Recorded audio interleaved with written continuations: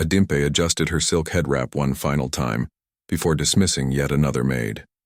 The young woman stood trembling in the marble-floored foyer of the sprawling Lagos mansion, tears streaming down her cheeks, as Adimpe's sharp voice cut through the morning air. "You call this clean?" Adimpe gestured dramatically at an invisible speck of dust on the mahogany banister. "I've seen street children with better attention to detail. Pack your things and leave immediately." This marked the 7th maid in 3 months. Tundi, her patient husband, watched from the doorway with concern etched across his kind face. He had married Adimpe for her beauty and vivacious spirit, but wealth had transformed her into something unrecognizable. The woman who once laughed, freely now spent her days finding fault with everyone around her. "My dear," Tundi said gently as the dismissed maid gathered her meager belongings, "perhaps we should—" "Don't my dear me," Adimpe snapped, her designer jewelry jingling as she waved dismissively. "I refuse to live in squalor because you feel sorry for incompetent help. We can afford the best, and I deserve nothing less." The mansion that should have been filled with joy felt hollow. Adimpe's friends had grown tired of her constant complaints and criticism. Even her own family visited less frequently, unable to tolerate her insufferable attitude. She had everything money could buy: Italian marble floors, crystal chandeliers, a wardrobe that could stock a boutique. Yet happiness remained elusive. Tundi remembered the woman he had fallen in love with. Humble, hard-working, grateful for small kindnesses. That woman had disappeared the moment his business empire flourished. Success had poisoned Adimpe's heart, replacing gratitude with entitlement, kindness with cruelty. The dismissed maid paused at the door, her young face streaked with tears and humiliation. "Madam, please, I have nowhere to go. My family depends on this job." Adimpe's response was ice cold. "That's not my problem. Perhaps you should have thought about that before disappointing me." She turned away, already forgetting the girl's existence. As the door closed behind another broken spirit, Tundi felt a chill run down his spine. He had been raised to believe that how you treat others, especially those with less power, determines your character and ultimately your fate. In grandmother's words echoed in his mind, "The universe has a way of balancing accounts." Adimpe retreated to her luxurious bedroom, surrounded by silk and gold, yet completely alone. She gazed at her reflection in the ornate mirror, admiring her flawless complexion and expensive cosmetics. Beauty, wealth, status, she had it all. Why then did she feel so empty? That evening, as Tundi worked late in his study, Adimpe wandered through their empty mansion. The silence was deafening. No children's laughter filled the halls. Despite years of trying, she remained childless. No friends dropped by for tea. Even the household staff worked in fearful silence, knowing that one small mistake could cost them their livelihood. She paused at a family photograph from their wedding day, studying the radiant smile of her younger self. When had that joy died? When had love transformed into bitterness? But such introspection was brief. Adimpe had grown too comfortable in her role as the untouchable queen of her domain to consider that her reign might someday end. Outside, storm. Clouds gathered, and somewhere in the sprawling city, forces were already in motion that would soon challenge everything Adimpe believed about power, privilege, and the true cost of cruelty. 3 weeks had passed since the last maid's departure, and Adimpe was growing increasingly frustrated. The house felt chaotic without proper help, though she would never lower herself to do the work personally. Tundi had quietly endured burnt meals and dust-covered surfaces, knowing that any suggestion he might help would only inflame his wife's temper further. Then Ikite arrived. She appeared at their door on a humid Tuesday morning, recommended by Mrs. Adebayo, a family friend. Unlike the young, inexperienced girls who usually sought such positions, Ikite was a woman in her 30s with an air of quiet confidence. She stood tall and composed, her simple but clean dress pressed to perfection, her dark eyes steady and unreadable. "Good morning, ma'am," she said with a respectful bow. "I am Ikite. Mrs. Adebayo sent me regarding the housekeeping position." Adimpe studied her critically, searching for immediate flaws to exploit. But Ekite's appearance was impeccable. Her posture suggested discipline, her voice carried education, and something in her demeanor commanded respect, even in her subservient role. "Experience?" Adimpe demanded curtly. 15 years in private households, ma'am. I have letters of recommendation." The references were glowing. Previous employers praised her discretion, efficiency, and remarkable culinary skills. One letter mentioned her almost supernatural ability to anticipate needs before they're expressed. Adimpe was intrigued despite herself. "The last 7 maids couldn't meet my standards," Adimpe warned. "I expect perfection in everything: cleaning, cooking, laundry. One mistake and you're gone." Ekite nodded calmly. "I understand completely, ma'am. Excellence is my personal standard as well." From her first day, Ekite proved extraordinary. She moved through the house like a ghost, completing tasks with remarkable efficiency. The marble floors gleamed, the crystals sparkled, and even Adimpe struggled to find fault. But it was Ekite's cooking that truly impressed. Dishes that had never tasted so exquisite emerged from their kitchen. Traditional Nigerian soups with complex flavors that made Adimpe's mouth water, pastries that rivaled expensive bakeries, and mysterious spice blends that seemed to enhance every meal. "Where did you learn to cook like this?" Adimpe asked one evening after a particularly spectacular dinner. "My grandmother taught me," Ekite replied softly. "She knew many traditional recipes." Something in her tone made Adimpe pause, but the food was too delicious to question further. For the first time in months, she felt genuinely satisfied. Tundi noticed the change in his wife's mood and silently thanked God for sending them such capable help. Ekite worked tirelessly, never complaining, never making mistakes. She seemed to anticipate Adimpe's needs before they were voiced, appearing with fresh tea precisely when desired, adjusting the air conditioning before Adimpe realized she was warm. It was almost as if she could read minds. "Finally," Adimpe confided, to her reflection, someone who understands quality. But there were strange things about Ekite that Adimpe chose to ignore in her satisfaction. The maid rarely spoke unless directly addressed. Her eyes sometimes held an intensity that seemed inappropriate for her station, and she had an uncanny knowledge of the household's routines despite being new. She knew which drawers stuck, which faucets dripped, and even where Adimpe kept her most private possessions. Tundi felt grateful but uneasy. Something about Ekite reminded him of someone, though he couldn't place who. Her face seemed familiar, like a half-remembered dream that lurked just beyond conscious recognition. But the house ran smoothly for the first time in years, and his wife's temperament had improved dramatically. Ekite settled into the servants' quarters with minimal belongings, just a small trunk and a leather pouch she kept carefully hidden. Late at night when the household slept, she would sit by her window grinding herbs and muttering words in languages that predated English colonization. The moon seemed to listen to her whispered incantations, and shadows danced strangely around. Her room, for now everything was perfect. Too perfect, some might say. But Adimpe basked in her newfound domestic bliss, never questioning why such an exceptional maid would choose to work for a woman with a reputation for impossible standards and cruel treatment. The first month passed, peacefully, and Adimpe began to feel invincible once again. She had found the perfect servant, someone who finally understood her worth and treated her with appropriate reverence. What she didn't realize was that Ekite understood her worth perfectly and had very specific plans for collecting what she believed was owed. It began with a tingling sensation in Adimpe's feet during her 4th month with Ekite. At first she dismissed it as the result of new shoes or too much time spent standing while directing the maid's work. But the tingling persisted, gradually, evolving into a burning sensation that made walking uncomfortable. "Perhaps you need to rest more, ma'am," Ekite suggested with apparent concern, appearing at Adimpe's side with a specially prepared herbal tea. "This blend will help with circulation."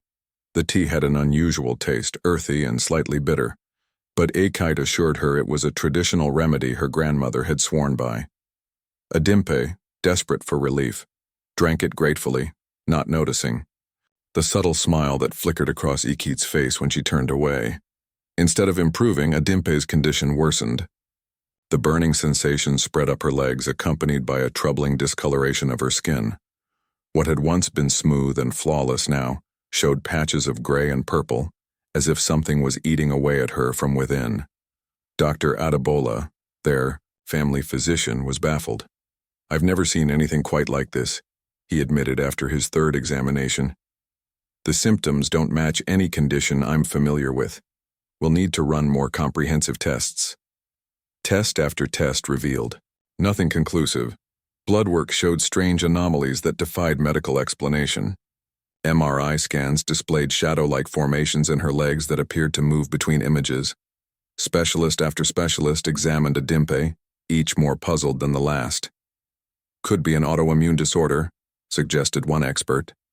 "Possibly a rare, tropical disease," theorized another. "Perhaps a genetic condition that's just now manifesting," offered a third. But none of their treatments worked. The mysterious illness progressed relentlessly. Adimpe's beautiful legs, once her pride, began to look withered and corrupt.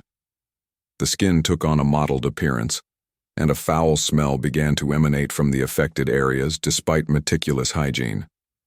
Throughout this ordeal, Ikite remained the perfect caretaker. She prepared special meals designed to boost Adimpe's immune system, applied topical treatments with herbs she claimed were traditional remedies, and even offered to massage the affected areas with mysterious oils that seemed to provide temporary relief. "You're so good to me," Adimpe whispered one evening as Ikite helped her to bed. For the first time in years, she felt genuinely grateful to another person. Pain had a way of humbling even the most arrogant souls. "It's my duty to care for you, ma'am," Ikite replied, her voice carrying an emotion that Adimpe interpreted as compassion, but which held deeper, darker currents. Tundi watched his wife's deterioration with growing desperation. The proud, imperious woman he had married was disappearing before his eyes, replaced by someone fragile and frightened. He hired the best medical minds in Nigeria, flew in specialists from London and New York, but none could identify the cause of her mysterious affliction. "Perhaps we should consider traditional healers," he suggested gently one evening. Adimpe, who had always scorned such practices as backward superstition, found herself nodding weakly. Modern medicine had failed her completely. Maybe it was time to explore other options. Ikite's reaction to this suggestion was swift and subtle. "Oh, ma'am, you must be careful with such people. Many are charlatans who prey on desperate families. Let me research reputable practitioners for you." Somehow, every traditional healer Ikite recommended was either unavailable, too expensive, or proved ineffective.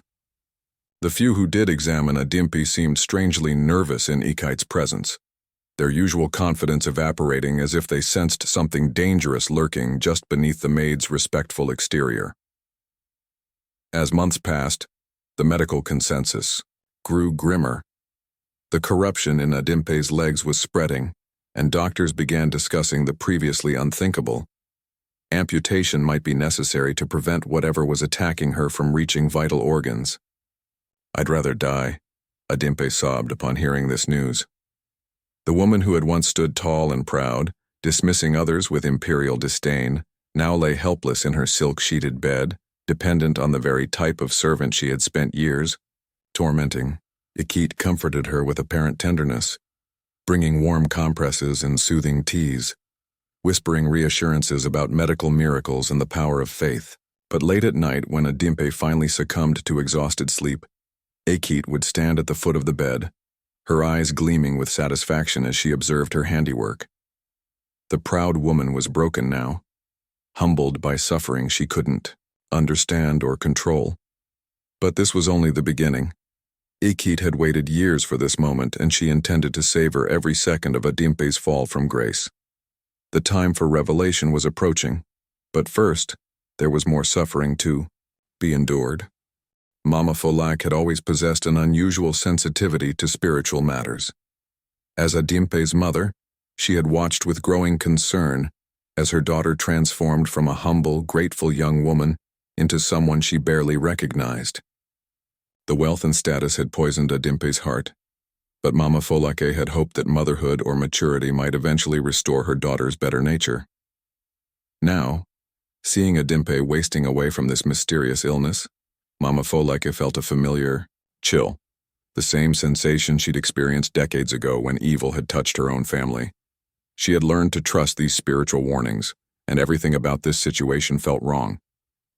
"I'm coming to stay for a while," she announced to Tundi over the phone. "My daughter needs me."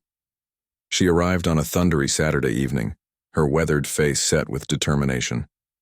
Mama Folake was a small woman, barely 5 feet tall, but she carried herself with the quiet authority of someone who had seen both the best and worst of human nature.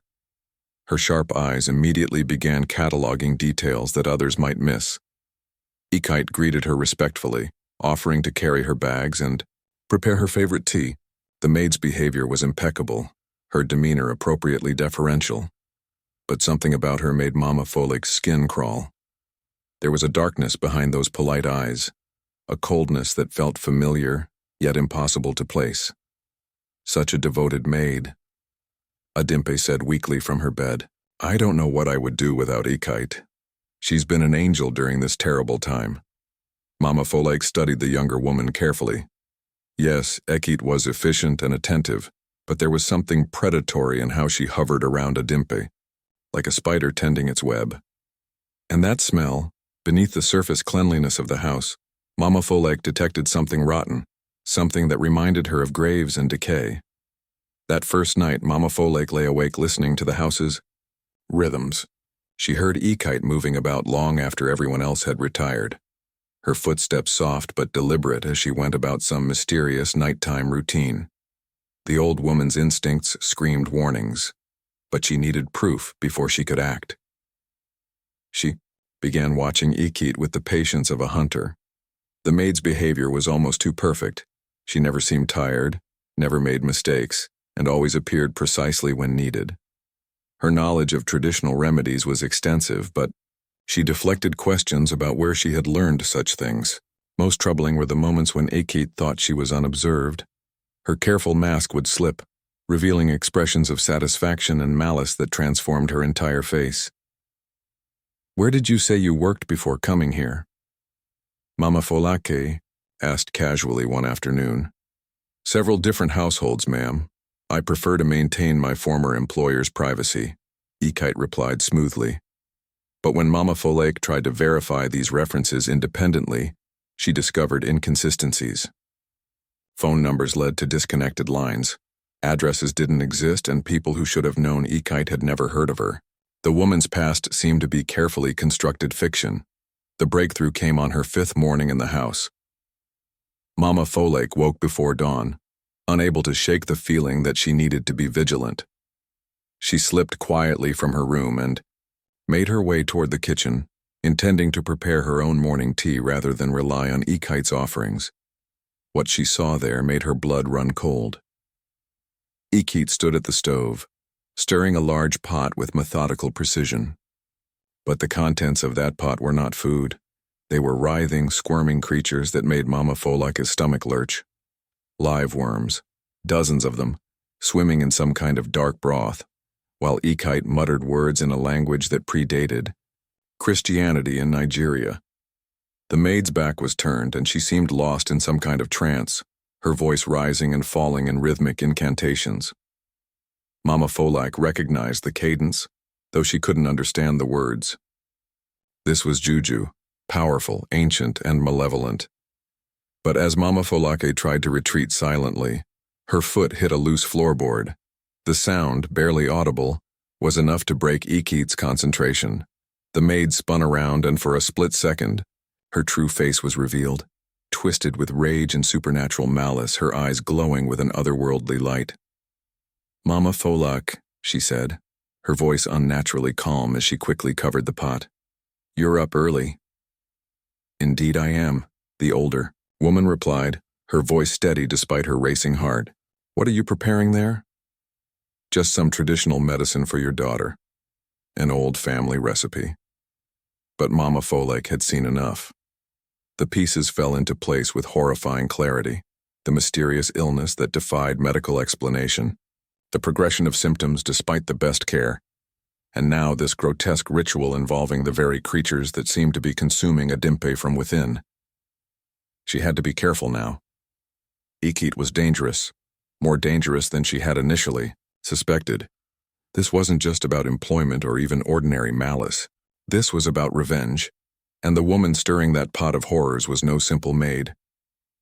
As they stared at each other across the kitchen, Mama Folake realized she was looking at pure evil disguised in human form.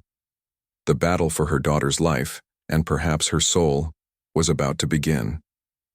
The confrontation came that evening, but not as Mama Folake had planned. She had intended to gather more evidence, perhaps catch Ikite in the act of poisoning Adimpe's food. Instead, desperation forced her hand when she discovered her daughter had taken a turn for the worse. Adimpe lay delirious with fever, her legs now so corrupted that the doctors were scheduling emergency surgery for the following morning. Time was running out, and Mama Folake could feel the weight of supernatural malice pressing down on their household like a suffocating blanket. She found Ikite in the kitchen again, this time openly stirring her pot of worms, no longer bothering to hide her activities. The maid looked up with a smile that held no warmth, only triumph. "She's dying," Ikit said simply. "The doctors can cut off her legs, but it won't stop what I've put inside her. The corruption will spread until it reaches her heart." "Who are you?" Mama Folake demanded, though she was already beginning to understand. Ikite's laugh was bitter and filled with years of contained rage. "You don't remember me, do you? None of you do. But I remember everything about the day your precious daughter destroyed my life." The transformation was horrifying to witness. Ikite's carefully maintained appearance melted away like a discarded mask, revealing someone entirely different underneath. The woman standing before Mama Folake was scarred by suffering, her face marked by years of humiliation and burning hatred. "My name is Omolade," she said, her voice now carrying the weight of ancient fury. 5 years ago I worked as a seamstress. I made a dress for your daughter's friend's wedding, spent weeks on intricate beadwork, poured my heart into every stitch. It was the most beautiful creation I had ever made. Mama Folake's memory stirred as the name registered. Omolade. Yes, she remembered now. The young seamstress who had come to their old house, before the wealth, before Adimpe's transformation, into a cruel mistress. She rejected it, Omolade continued, her eyes blazing with remembered humiliation. Called it village nonsense in front of all her friends. Refused to pay me a single naira and had me thrown out like garbage. Said I was too local to understand sophisticated fashion. The memory came flooding back to Mama Folake. She had been there that day, had watched her daughter's shocking cruelty and tried to intervene, but Adimpe had been drunk on her new status, desperate to impress her wealthy friends by demonstrating her own superiority over common people. That dress represented 3 months of work, Omolade said, her voice breaking with emotion. I had borrowed money for the materials, worked day and night to make it perfect. When she refused to pay, I lost everything. My reputation, my business, my hope. I had to sell my sewing machine to feed my children. Mama Folake felt her heart breaking as she listened to the consequences of her daughter's thoughtless cruelty. But her concern for Adimpe remained paramount. So you became a witch, she said quietly. You learned the dark arts to get your revenge. I learned what I needed to learn, Omolade replied coldly. I found teachers who showed me how to balance the scales. Your daughter needed to understand what it felt like to lose everything. Her health, her beauty, her pride. She needed to experience helplessness. And the worms? Feed them to her every day, ground up in her food. They carry the curse, eating her from the inside out just like her cruelty ate away at my soul. She thinks it's her legs rotting, but it's her womb. I wanted to make sure she could never bring another cruel person into this world. The revelation hit Mama Folake like a physical blow. Her daughter's inability to conceive, the mysterious illness attacking what doctors thought were her legs. It was all connected to this terrible revenge. She was young and foolish, Mama Folake pleaded. She suffered enough. Has she? Omolade's eyes flashed dangerously. Has she learned humility? Has she apologized for what she did? Has she even remembered my name? The truth was painful. Adimpe had never mentioned the incident again, never thought about the seamstress whose life she had casually destroyed. The cruelty had meant nothing to her, just another display of her elevated status. What happened next unfolded like a spiritual battle made manifest. Omelade began chanting in the ancient tongue, calling upon forces that predated modern religion. But Mama Folake had not lived 70 years without learning something about spiritual warfare herself. She began to pray, not the polite prayers of Sunday service, but the deep, powerful intercessions of a mother fighting for her child's life. The kitchen became a battlefield between light and darkness, between justice and mercy, between the old ways and the new. Pots rattled, windows shook, and the very air seemed to crackle with supernatural energy. In the end, it was not superior power that won the day, but something simpler: truth. As the spiritual battle raged, Adimpe appeared in the doorway, supported by Tundi. Somehow the confrontation had broken through her fever-induced delirium. "Omelade," she whispered, recognition finally dawning in her eyes. Oh God, what have I done? The simple acknowledgement, just speaking the woman's name with recognition and horror, seemed to break something in Omolade's spell. The years of being invisible, of having her humanity denied, cracked open like a dam bursting. "You remember?" she said, her voice now filled with tears instead of rage. "I remember," Adimpe said, tears streaming down her wasted face. "I remember how proud you were of that dress, how you showed me every detail. I remember the look in your eyes when I... She couldn't finish the sentence, but she didn't need to. The full weight of her cruelty hit Adimpe like a physical blow. She saw herself through Omolade's eyes, not as a woman asserting her status, but as a person destroying another's livelihood and dignity for sport. The realization was devastating. "I'm sorry," she whispered, the words carrying the weight of genuine remorse. "I'm so sorry. I was horrible. I was cruel. You didn't deserve that. No one deserves that." Something shifted in the room's atmosphere. The oppressive weight of supernatural malice began to lift, replaced by something more complex. Pain acknowledged, truth spoken, the possibility of redemption. But Omolade's rage, fed by years of suffering, wouldn't be satisfied with just an apology. "Sorry doesn't give me back my life," she said coldly. "No, it doesn't," Adimpe agreed. "But please, don't let my cruelty turn you into something you're not. You're not a killer. I can see it in your eyes. This isn't who you really are." The police arrived then, summoned by neighbors who had heard the supernatural disturbance. They found a scene that defied easy explanation: a pot of curse-infused worms, herbs, and ritual implements, and 3 women bound together by a chain of cause and effect that stretched back years. Omelade didn't resist arrest. As the handcuffs clicked shut, she looked at Adimpe one last time.